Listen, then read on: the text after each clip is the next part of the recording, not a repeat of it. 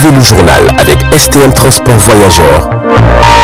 Une nouvelle façon de voyager.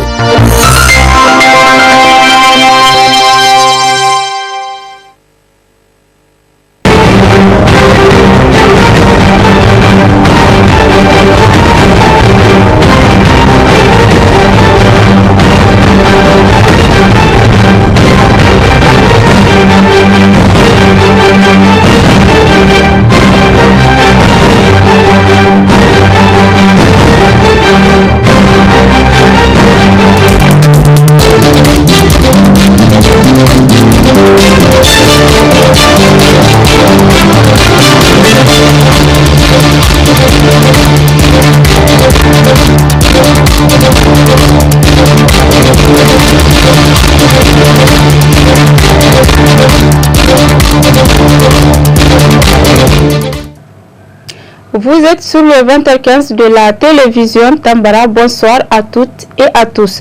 Nous ouvrons ce journal avec ce communiqué de presse de la Direction générale des impôts.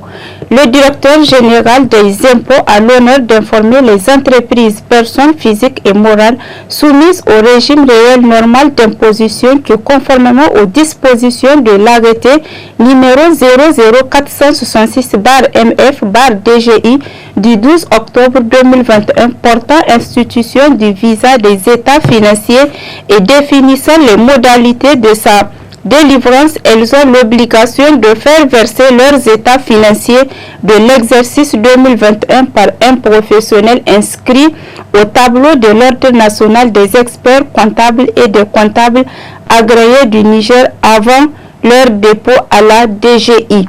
Le directeur général des impôts rappelle aux contribuables relevant de ce régime que seuls les états financiers comportant le visa prévu par l'arrêté numéro 00466/MF/DGI du 12 octobre 2021 seront acceptés par ces services. La date limite des dépôts des états financiers de l'exercice 2021 est le 30 avril 2022. Le directeur général des impôts remercie par avance les contribuables pour leur civisme. Suite à l'actualité, la première dame, Mme Bazoum Hadiza, a officiellement lancé les activités commémoratives de la Journée mondiale de lutte contre le cancer ce vendredi 4 février 2022 dans les locaux du Centre national de lutte contre le cancer. C'était en présence du ministre de la Santé publique. Le compte rendu de la rédaction.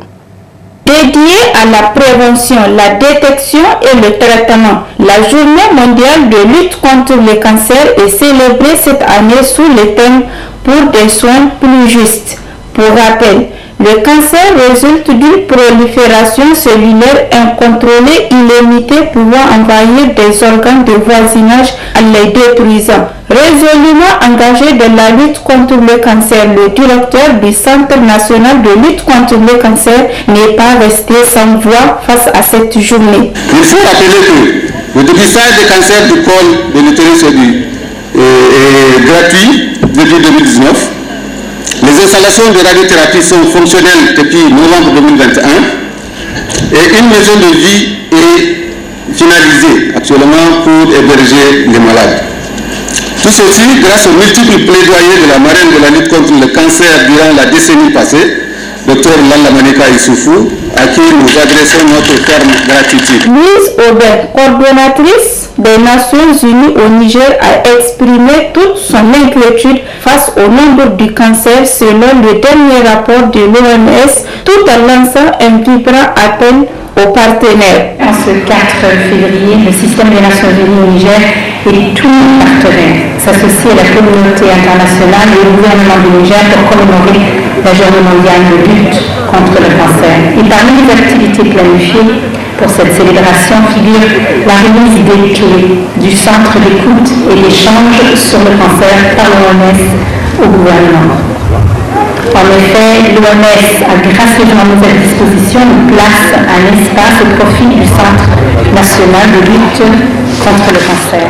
Je saisis l'occasion pour lancer un appel à tous les partenaires et parties prenantes à adhérer au fonds d'affectation spéciale prévu partenaire sur la lutte contre les maladies non transmissibles, mis en place en avril 2021 par l'OMS, l'UNICEF et le PNUD au niveau mondial en faveur des pays en revenus faibles et intermédiaires pour appuyer la prévention, le diagnostic et la prise en charge de ces maladies.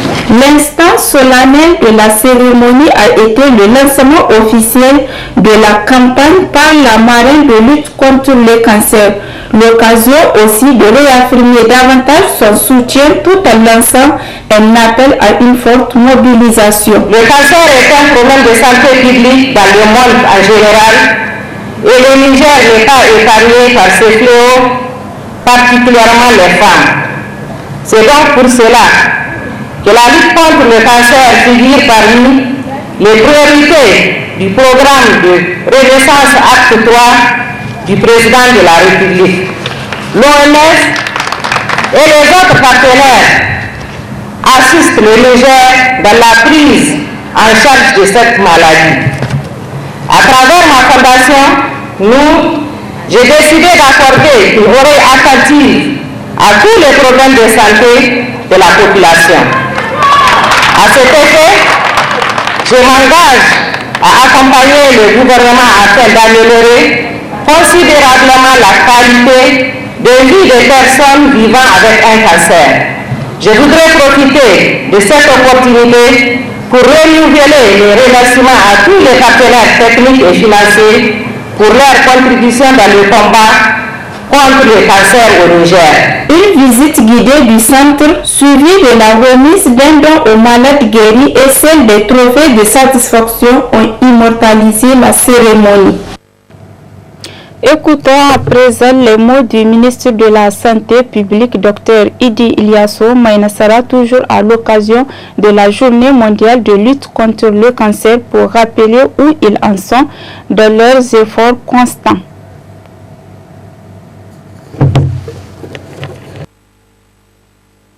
L'objectif de cette journée, c'est de sensibiliser l'opinion, surtout la population, par rapport au cancer.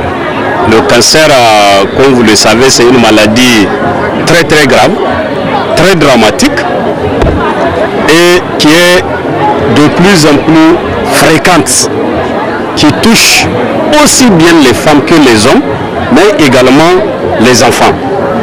Pour cette année, le message est clair et ça coïncide avec le démarrage des activités de la radiothérapie au Niger. Et cette radiothérapie était attendue pendant des dizaines d'années. Dieu merci, aujourd'hui, la radiothérapie, la chimiothérapie, la chirurgie de cancer sont effectives. Parce que pour traiter un cancer, il y a plusieurs stades. Aujourd'hui, on a tous ces stades au Niger. Et c'est une grande fierté, je dirais, c'est vraiment un grand ouf de soulagement.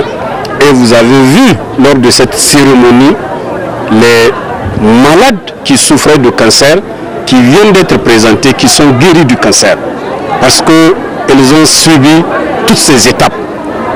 Il y a certains qui ont bénéficié de la chirurgie, d'autres de la chimiothérapie complétée par la radiothérapie, et le traitement est exceptionnel. En moins de 2 mois, nous avons une file de 20 malades sous traitement. Dans cette semaine, il y a déjà 7 qui sont sortis du traitement, 7 qui sont guéris du cancer. Donc c'est vraiment une grande satisfaction pour le gouvernement et je tiens à exprimer toute notre gratitude aux partenaires qui accompagnent le gouvernement dans le cadre de lutte contre le cancer, et je tiens à rendre un hommage aux premières dames, en tout cas qui se sont succédées, qui se sont déployées, qui se sont investies. Aujourd'hui, vous avez vu la preuve avec la première dame, Hajia Hadiza, vraiment comment elle s'est mobilisée également pour que la lutte contre le cancer au Niger soit une réalité. Et cette lutte également aujourd'hui est une réalité. Les rideaux sont tombés hier sur la 5e édition du championnat d'Afrique de para-taekwondo au Palais des Sports de Niamey. Le compte rendu.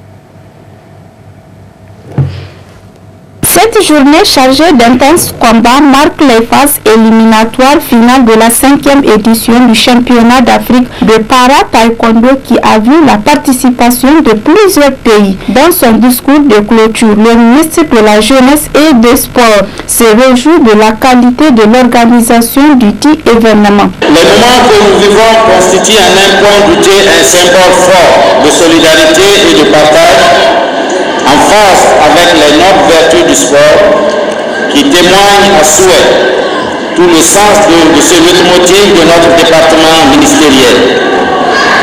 Vivre ensemble, nous sommes une famille. Je saisis cette opportunité pour présenter au nom de son Excellence Mohamed Bazoum, président de la République, chef de l'État, et de son Excellence Oumoudou Mahamadou, Premier ministre, chef du gouvernement, la chaleureuse bienvenue à toutes les délégations et aux officiels, et de vous dire qu'ils sont résolument engagés à étendre la pratique du sport à toutes les couches sociales sans discrimination, afin de créer les conditions de leur plein épanouissement et de bien-être. Le président de l'Union africaine de taekwondo, quant à lui, est revenu sur l'importance d'un tel événement. Rappelons que l'Afrique est le continent de la jeunesse par excellence, puisque près de 2 tiers de sa population sont constitués de jeunes. Il s'agit à l'évidence d'un atout décisif pour le développement du continent, à condition de considérer cette donnée comme une opportunité spécifique qui doit être traduite dans les faits par l'éducation, la formation et la responsabilisation des générations montantes. C'est là assurément que le sport en général et le taekwondo en particulier sont sollicités au premier plan en raison des valeurs de travail, de courage, de discipline, de persévérance et de saines ambitions dont ils sont porteurs. Prenant la parole pour la circonstance, le président de la Fédération nigérienne de taekwondo a martelé que le choix de la capitale nigérienne est dû à l'engagement du gouvernement. Loin de laisser le champ à la stigmatisation du fait de la situation de handicap, le taekwondo offre l'opportunité à ces jeunes athlètes engagés d'exprimer leur vocation sportive avec le talent que requiert la compétition de haut niveau. C'est d'ailleurs à juste titre que la Fédération nigérienne de taekwondo a associé la Fédération nigérienne de sport pour personnes handicapées physiques dans le cadre de l'organisation de ce grand rendez-vous continental. Rien de ce que nous réalisons aujourd'hui n'aurait été possible sans l'engagement soutenu du gouvernement et de nos partenaires qui ont cru et accompagné le processus. Chacun des acteurs avait à cœur de présenter sous ses meilleurs jours le pays de El Hadji et de Issaka, fraîchement élu à la tête de l'Union africaine de taekwondo, le pays de Abdelrazak Issoufou Al-Fada et le pays de cette dynamique fédération nigérienne de taekwondo, ce grand pays de taekwondo qui est le Niger. Le Niger, pays organisateur de cette 5e édition avec une quinzaine d'athlètes, s'en est sorti avec une médaille d'or, 3 médailles d'argent et 2 médailles de bronze et est ainsi classé premier par équipe. Dans cette édition, le maire central de la ville de Niamey a visité ce matin l'installation d'un septique écologique d'assainissement des eaux usées dénommé EnviroSeptic. C'était en présence du ministre de l'Hydraulique et d'assainissement Zainabou Gagara, était sur les images de Abdel Nasser Abdou. Ce consortium Canada-Niger a pour but d'apporter une modernisation tout en économisant l'eau potable à travers cette innovation de traitement de l'eau de fosse septique par le système de la technologie Advanced Enviroseptique, un système durable d'assainissement des eaux sortant des fosses septiques. Le dispositif, en gros, il s'agit de connecter un dispositif à une fosse septique et de produire de l'eau potable. La qualité de cette eau-là est suivie ici au Niger par le LINSPEX, qui a un laboratoire très bien équipé avec des matériels modernes. Et aussi des analyses se font aussi parallèlement aussi au Canada. Donc nous avons deux résultats au point de vue et la qualité de cette eau. Mais ce qu'il faut retenir, quelle que soit la qualité de l'eau, quelle que soit aussi la crédibilité des résultats, nous ne conseillons pas aux gens de boire cette eau provenant de la fosse septique. Mais ce qu'ils peuvent faire, on peut utiliser ça pour tout autre usage, sauf boire. Le maire central s'est dit réjoui de cette initiative. Il va sans dire qu'une telle technologie pour les agglomérations du Niger, et surtout à Niamey, est d'importance capitale quand on sait les problèmes d'assainissement que nous rencontrons dans nos quartiers. Nous avons donc été émerveillés de voir qu'avec des techniques simples, on peut arriver à des résultats extraordinaires. Donc je remercie Monsieur le ministre qui nous a invités à venir voir cette installation. Nous allons, en ce qui nous concerne, étudier toutes les possibilités et voir tous les voies et moyens nous permettant d'étendre ce projet pilote au niveau de la ville de Niamey. Et si ça peut couvrir toute la ville, si l'État doit le porter, nous allons voir avec le ministre comment monter un projet d'envergure, parce que, comme vous le savez, la ville a des moyens limités. Et c'est la loi qui le dit, lorsque la ville apporte des projets innovants comme ça, la ville peut toujours faire appel à l'État pour les porter quand l'investissement est lourd. Donc je pense que nous allons aller dans ce sens, dans une première étape, identifier peut-être quelques endroits dans la ville de Niamey pour implémenter ce projet. Justement, continuer à faire l'expérimentation de façon à ce que nos concitoyens intègrent la technique et après quoi nous allons au niveau de la ville, puis s'il est nécessaire au niveau du ministère de l'État, voir comment faire un montage d'un projet, car le plus important c'est que tous nos concitoyens puissent bénéficier d'une telle technique. C'est ça le plus important et je crois que c'est ça que nous devons mettre en avant. Notons que cette eau, malgré qu'elle est potable, n'est pas destinée à la consommation humaine, mais pour divers besoins, à savoir l'arrosage des plantes, jardinage, le lavage des véhicules et autres, pour économiser l'eau potable buvable pour l'être humain. Après les différentes fêtes tournantes dans les régions du Niger, le directeur général de l'Agence de modernisation des villes se prononce sur la suite à donner pour la consolidation des acquis de la modernisation et ce qui reste à faire dans une interview qu'il nous a accordée que je vous propose de suivre en extrait avant de le retrouver en partie magazine en fin de ce journal. Dans notre domaine spécifique de compétences qui est le développement urbain, qui est la construction urbaine, qui est la gestion urbaine. Il y a aussi des acteurs dans le sectoriel, ceux qui interviennent sur les questions d'eau, ceux qui interviennent sur les questions d'assainissement, sur les questions d'éclairage, d'électricité, etc.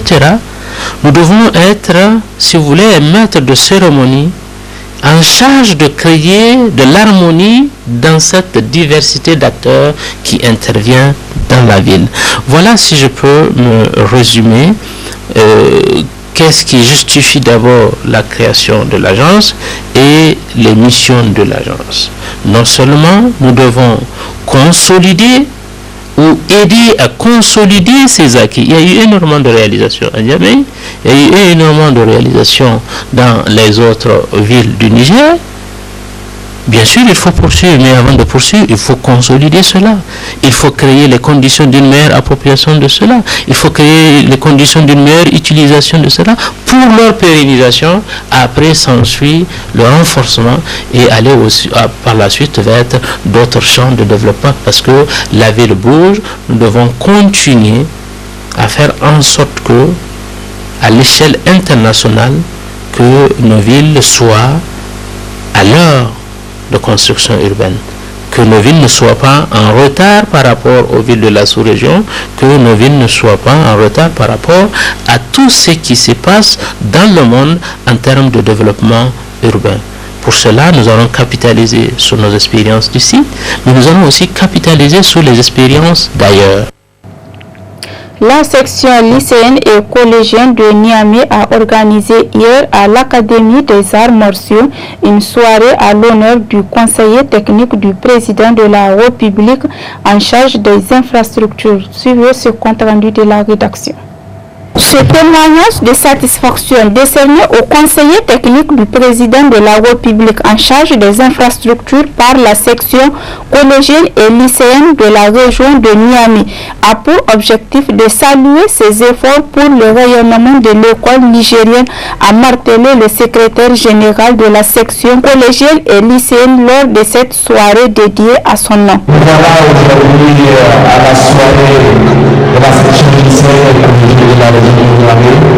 Une soirée de clôture, une soirée où tous les scolaires de la région de Niamey se réunissent pour la fêter avant d'aller continuer les examens de fin d'année. Tout ce que je voudrais vous faire ici, nous avons tout d'abord une présence d'une personnalité très importante, une personne qui nous a beaucoup aidé pour cette activité qui se passe pour nous. Et il faut être grave pour être reconnaissant. Nous sommes vraiment reconnaissants de ce qu'il a eu à nous faire. Il nous a vraiment été remarquable aussi.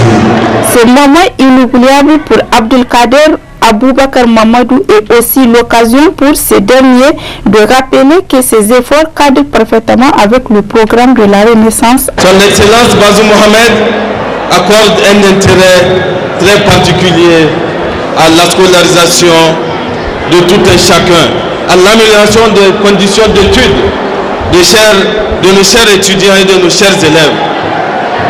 Et aujourd'hui, nous sommes là pour faire preuve de cet engagement du président de la République. Nous vous promettons que ça continuera. Les classes continueront d'être construites. Les internats continueront d'être construits pour que vous soyez dans les meilleures conditions d'études. Enfin, notons que pour atteindre les objectifs assignés par le président de la République de la mise à la disposition des élèves des classes en construction définitive, le Niger a besoin de jeunes dynamiques et exemplaires. Lancement officiel des activités d'un nouveau groupement dénommé Bamayi Allah ce 2 février 2022 au complexe Loma. Fait plus de détails dans cette édition avec Abdelkader Ibrahima et Abdelmoumouni Abdraman. Le complexe Le Mafé a servi de cadre au lancement des activités de cette jeune association dénommée Bamayi C'est Allah, une association qui vient s'ajouter à la liste de tant d'autres déjà existantes qui luttent pour la solidarité, l'entraide et le développement. Dans son allocution en langue nationale, le président a tenu à remercier tous les participants avant de détailler les objectifs ciblés à travers la création de cette association, qui est évidemment de diminuer le coût du maillage et l'éradication de la famine dans les quartiers. Parce qu'il faut imaginer,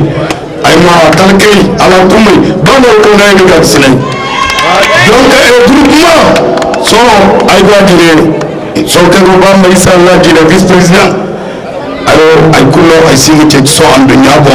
alari ne go cici parce que asina andunya bo anke mandu ay kuno ko de lo so gambi ne go cici donc ba mo inshallah il bolo il koy no bora ko kan ka ga ci bu ba ko tare il ko men cerse parce que ba mo inshallah mo ba tura ni sen sen dina bo zankai ne ka dure ne dige zankai ne ba mo ne fuera À la fin, le président a promis dans les mois à venir une voiture et une villa construite sur une parcelle de 200 mètres carrés. À la fin, le président a promis dans les mois à venir une voiture et une villa construite sur 200 mètres carrés. Des chants et danses des différents artistes du Niger ont marqué la suite de cette cérémonie. Revenons sur la santé dans cette édition. L'évacuation sanitaire est désormais gratuite au niveau du district sanitaire de Filengue, région de Tillabéri. Selon Dr Abdou Mahamadou Mokhtar, médecin-chef du district sanitaire, un système de participation a été mis en place en janvier 2020. Il a pour but de prendre en charge les frais du carburant afin de pallier aux problèmes d'évacuation sanitaire au niveau du district sanitaire de la localité. Suivez cet élément du studio Kalango. Face à la problématique des évacuations sanitaires, le district de santé de Filengue a mis en place un système de collecte permettant d'évacuer gratuitement les malades vers d'autres établissements de santé. On a exposé le problème lors de l'Assemblée générale du comité de santé et tout le monde était vraiment unanime avec l'appui de l'ONG IRC qui nous a vraiment appuyé dans ce sens-là. On a pu vraiment mettre en place un système de collecte. L'équipe cadre même s'est engagée. Moi, je me suis engagé à donner chaque mois 5 000 francs pour le compte et également 10% sur tous mes déplacements où un programme en tout cas est prévu. Les mairies ont fait la même chose. Certaines bonnes volontés, le maire de Filengue et également à travers le centime additionnel. Le tiers payant, c'est-à-dire les personnes adultes qui viennent, il y a un centime additionnel qu'ils donnent. Donc les gens étaient vraiment unanimes derrière cette approche-là, ce qui nous a permis de collecter environ 12 millions de francs CFA. Et actuellement, je vous dis, il n'y a pas une seule personne qui paye un seul centime, en tout cas de francs CFA pour évacuer un malade, que ce soit des CSI à l'hôpital du district et de l'hôpital du district à Niamey. À ce jour, le district sanitaire de Filengue a collecté près de 13 millions de francs CFA pour financer ce projet. Il est très regardant sur la gestion de ces fonds. On a mis un système aussi qui permet de sécuriser parce que personne ne voit l'argent. À travers l'ONG on a fait des reproductions. Nous avons également contractualisé avec une station de la classe. Donc ils nous font la facture à la fin du mois, on les paye.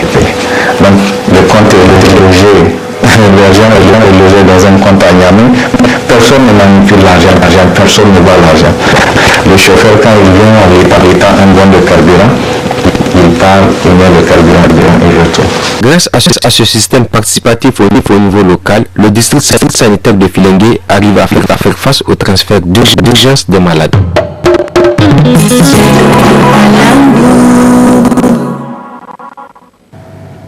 Place à présent la partie magazine de cette édition consacrée à l'entretien que nous a accordé le directeur général de l'Agence de modernisation des villes sur les acquis de la modernisation et ce qui reste à faire. Très bonne réception et à bientôt. La création de l'agence est un processus qui est parti d'une volonté des plus hautes autorités du Niger. À l'époque, l'ancien président de la République, Issoufou Mamadou, avait initié un développement urbain adossé à des événements. D'abord, pour Niamey, il a créé un programme spécial, le programme Niamey-Niala, qui a permis aujourd'hui au Niger d'abriter, à Niamey d'abriter le plus grand événement de l'Afrique, l'Union africaine. Et pendant l'organisation de ce sommet international, la ville de Niamey s'est dotée d'équipements, d'infrastructures assez structurants, lui donnant la capacité d'accueillir n'importe quel événement international. Mais ce n'est pas ça nécessairement le but. Le but, c'est que Niamey, la capitale du Niger, a connu une évolution démographique, une concentration économique très remarquable, très considérable, mais qui s'étouffait parce que tout simplement il manquait à l'époque d'infrastructures, d'équipements susceptibles de soutenir cette dynamique. Alors le chef de l'État à l'époque a eu cette belle vision d'initier ce programme spécial qui a répondu d'abord à l'attente des populations de Niamey, mais aussi à l'attente des populations du Niger pour faire de Niamey une vraie ville, une vraie vitrine, un modèle pour les autres villes à l'intérieur, les autres régions à l'intérieur, mais au-delà, un modèle dans la sous-région africaine. Parallèlement à cela, il a aussi initié un programme de développement urbain adossé à un événement national le plus remarquable qui est la fête de la République. Donc ce qui fait que chaque ville devrait chaque année accueillir cet événement à travers une fête tournante aujourd'hui qui s'est terminée par DIFA. Et les objectifs ont été fixés, et je dirais pour la plupart atteints, et qui a permis aujourd'hui dans toutes les régions du Niger d'avoir des villes dignes de ce nom, d'une part pour à l'intérieur du pays capables d'accueillir le plus grand événement national et certains événements sous-régionaux à l'échelle africaine, et la capitale de Niamey de se doter les moyens d'accueillir un événement international de grande envergure comme l'Union africaine. Alors, partant de cela, il faut renforcer cette dynamique, il faut continuer cette dynamique, il faut capitaliser sur cette dynamique pour deux raisons. La première raison, c'est qu'on constate à l'échelle mondiale que plus de 50% de la population aujourd'hui dans le monde et partout dans les villes vivent dans les villes. Les villes deviennent de plus en plus attractives. Les villes connaissent de plus en plus une concentration humaine importante, une concentration d'activités.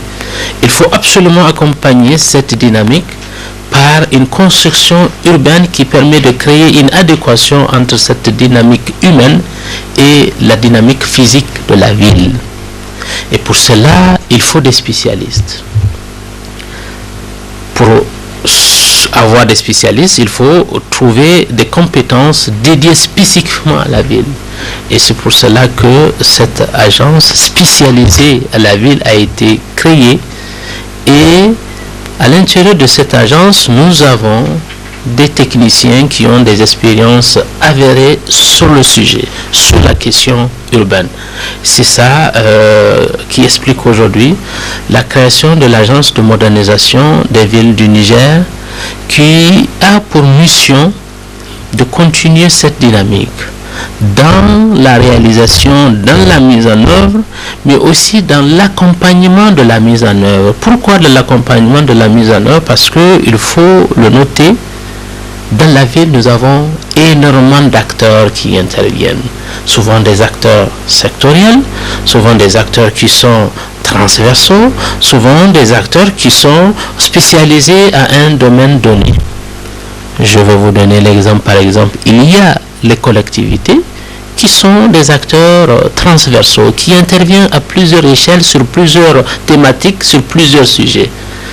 Elles ne sont pas nécessairement spécialisés, mais ces acteurs ont besoin des spécialistes pour les accompagner, pour les guider, pour les orienter, pour les former, pour les accompagner dans la vision de leur politique de construction urbaine.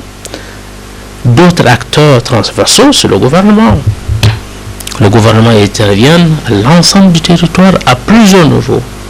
Nous, l'AMV, en tant qu'acteurs spécialisés, nous accompagnons aussi le gouvernement dans notre domaine spécifique de compétences qui est le développement urbain, qui est la construction urbaine, qui est la gestion urbaine.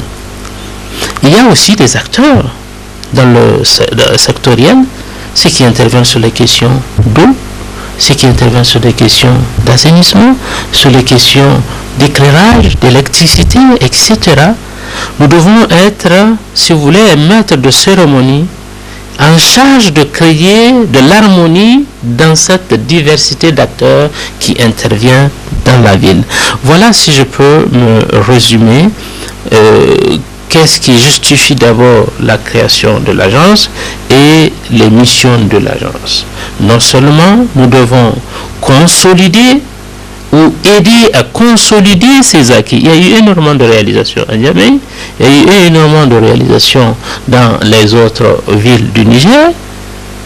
Bien sûr, il faut poursuivre, mais avant de poursuivre, il faut consolider cela.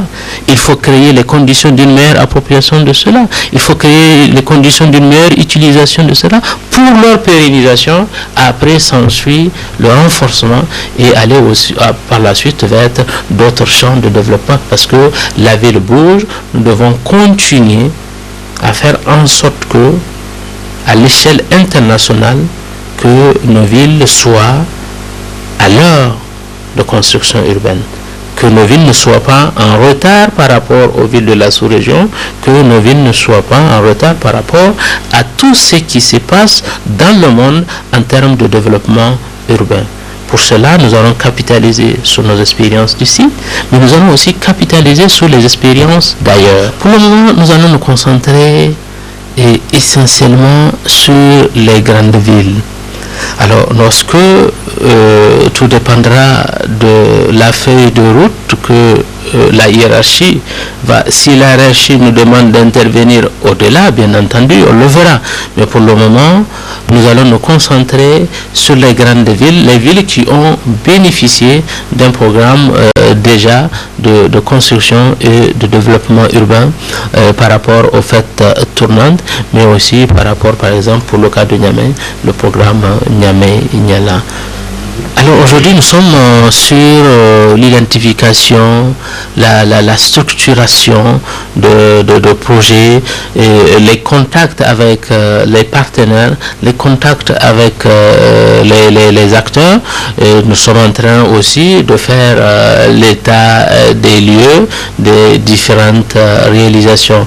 Il ne sert pas, je pense qu'il faut d'abord faire un état des lieux, savoir qu'est-ce qui a été fait, comment ça a été fait, quelles sont les insuffisances, les manquements, les erreurs, mais aussi les réussites. Nous allons faire cette situation. C'est cela qui va nous permettre de projeter l'avenir, de projeter ce que nous allons faire à Niamey, de projeter ce que nous allons faire à Maradi, à Zender, à Tawa, etc.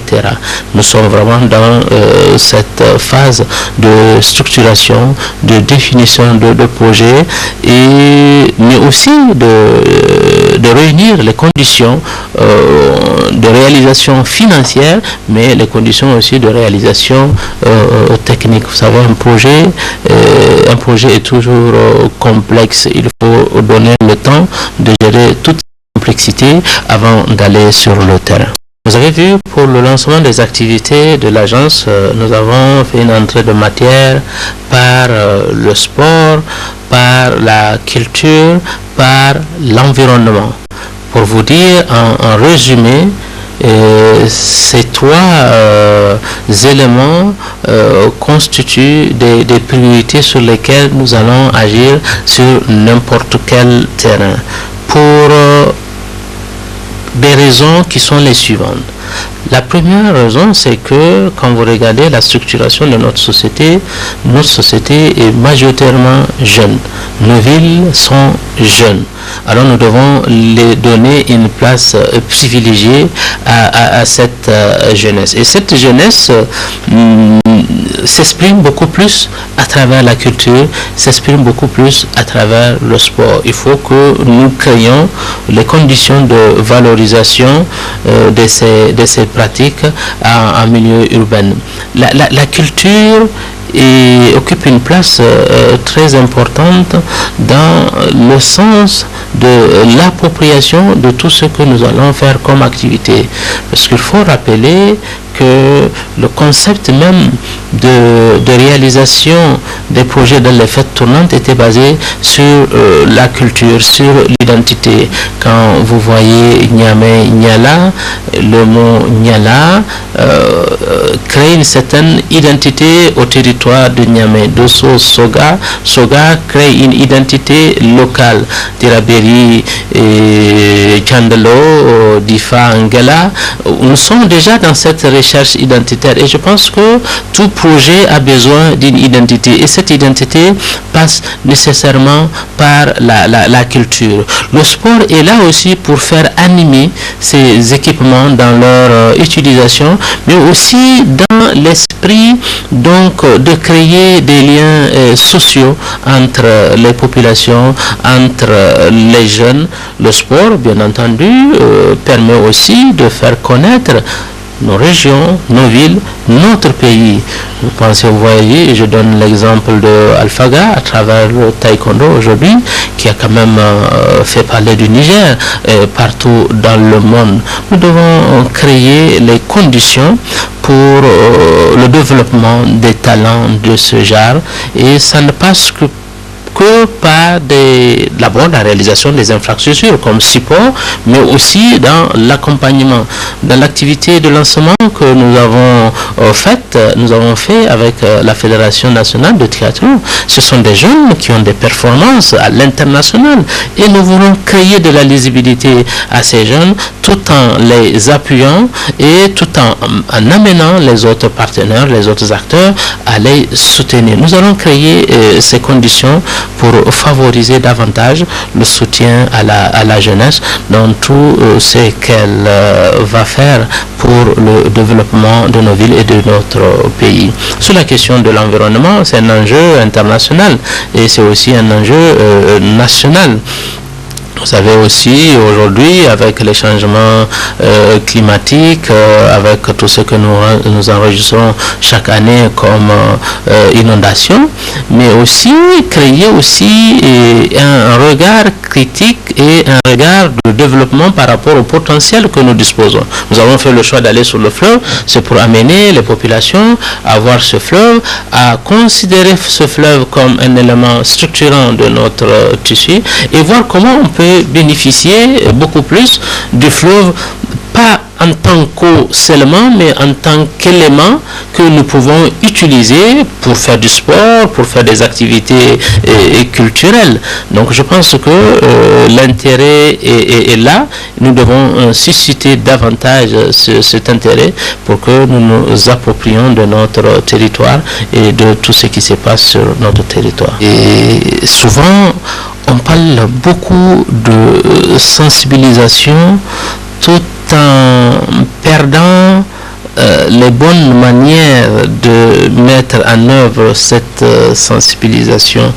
Pour mieux sensibiliser les populations, il faut créer les conditions. Je vais vous donner quelques exemples. Dans le cadre du programme Niamey Niala, nous avons aménagé des espaces. Nous avons fait le choix de créer les conditions pour que les jeunes viennent à ces endroits. C'est pour cela que vous avez vu la place à Notable. Nous avons mis le Wi-Fi. Dès lors que nous avons mis le Wi-Fi, et vous savez comment on a eu l'idée de mettre le Wi-Fi? C'est parce que en se promenant, on constate des jeunes adossés au mur de Sonitel qui cherchent Internet. Alors, on s'est dit, alors, si on aménage cet espace, on met le Wi-Fi, certainement ça va éviter à ce que ces jeunes restent dans la rue, etc. Et c'est ce qui s'est passé. Je ne sais pas si vous vous rappelez, on n'a même pas fini d'aménager cet espace quand les jeunes ont commencé à l'utiliser. On a eu du mal, on a même précipité pour finir rapidement et laisser la place. Et depuis lors, les jeunes s'en approprient. Et il nous arrive, quand on veut s'adresser à ces jeunes, on sait aujourd'hui où les trouver. Il suffit de se rendre là-bas. Nous avons des centaines de jeunes avec qui nous pouvons discuter et échanger.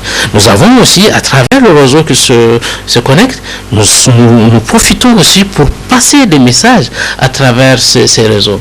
Je donne cet exemple pour vous dire que nous allons créer les conditions, le cadre pour que nous puissions être en contact avec toutes les couches, les jeunes, les femmes.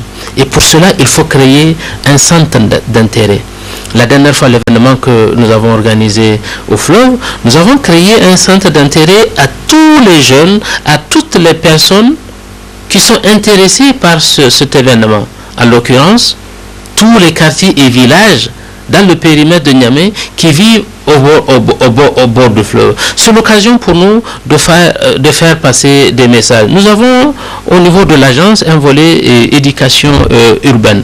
Nous allons à travers ce volet éducation urbaine créer les conditions avec les ministères en charge de l'éducation, les ministères en charge des enseignements pour que nous voyions comment, dans le cadre des enseignements au niveau des différentes écoles, établissements scolaires, comment nous allons créer les conditions pour faire la promotion d'une vraie éducation urbaine. Pourquoi on parle d'éducation urbaine? Parce qu'aujourd'hui, quand vous voyez quelqu'un qui finit de manger sa banane, qui jette dans la rue, ou bien qui finit de manger sa viande dans un sachet, qui laisse ça dans la rue, cette personne, est-ce que c'est plus qu'une sensibilisation? Cette personne a besoin d'une éducation urbaine, que cette personne comprenne que ce qu'elle a jeté dans la rue, alors si quelqu'un n'est pas venu ramasser ça, ça constitue une saleté, ça peut gêner d'autres personnes et par conséquent c'est une faute.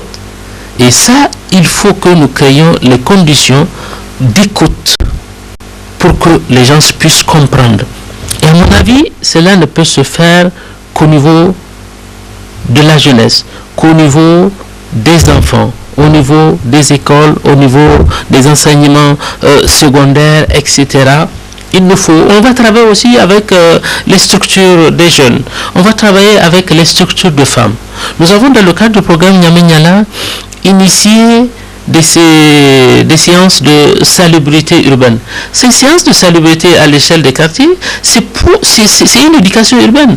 Parce que quand vous voyez, même si vous ne le faites pas, quand vous voyez quelqu'un sortir balayer, ça doit vous interpeller. Quand vous voyez votre voisin balayer devant sa maison, ça va vous interpeller. Donc nous avons vraiment ce programme et c'est capital. Votre question, elle est pertinente et elle constitue une priorité. Quel que soit ce que nous allons faire, s'il n'y a pas ce changement de mentalité pour que les gens se comprennent que la sauvegarde du bien public, c'est pas seulement la mairie, c'est pas seulement les collectivités, c'est pas seulement le gouvernement, mais c'est une responsabilité partagée. Au-delà de la responsabilité collective, c'est une responsabilité individuelle. Et il faut absolument que nous arrivons à créer les conditions pour que les uns et les autres comprennent cela. Et toute réussite dépend vraiment d'amener les populations à changer ces mentalités pour nouer avec des mentalités qui sont en adéquation avec cette volonté de construction et de modernisation des villes.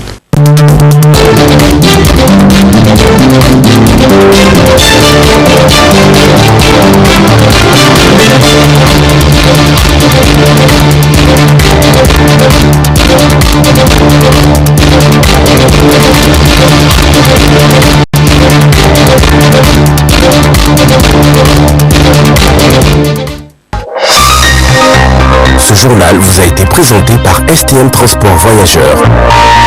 Une nouvelle façon de voyager.